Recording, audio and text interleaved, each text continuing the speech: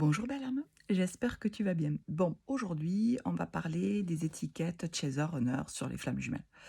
Pourquoi ça, à un moment donné, c'est important en fait de poser ces étiquettes? Pourquoi tu as besoin de savoir? Alors, souvent, c'est très pour les chasers, ça, c'est pas du tout pour les runners, voilà. Mais à un moment donné, le runner va en avoir besoin, mais pas forcément au début, voilà.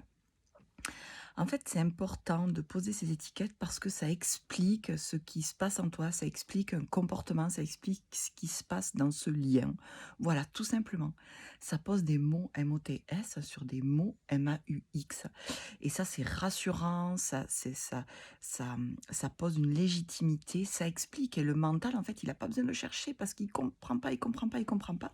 Et ça vient à, voilà, à faire redescendre une pression qui est là et ça pose des explications.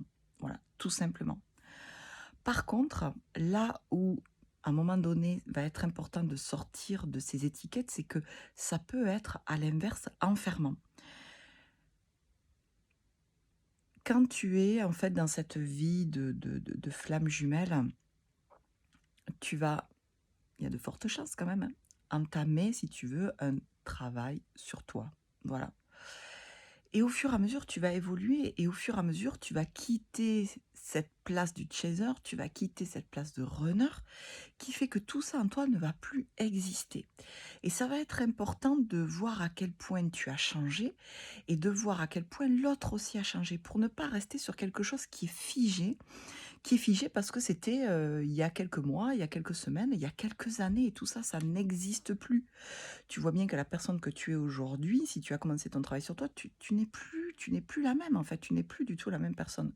Donc là où ça a été à un moment donné nécessaire de poser des mots, ça va être important aussi de s'en détacher parce que plus tu vas rencontrer l'unité à l'intérieur de toi, ben, le chaser, le runner ne va plus exister, ça n'aura plus lieu d'être.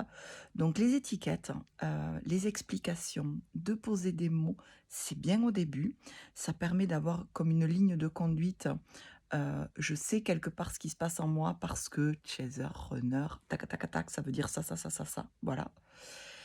Mais à un moment donné, de ne plus s'en identifier parce que ça peut devenir hyper, voilà, enfermant et au contraire, de continuer l'évolution et de se rendre compte à quel point tu évolues, à quel point tu changes et finalement à quel point tu te détaches de cette étiquette chaser ou runner, parce que tu deviens toi-même, voilà, et que tu n'as plus besoin de ces adaptations, de ces masques qui finalement qualifient chaser ou runner.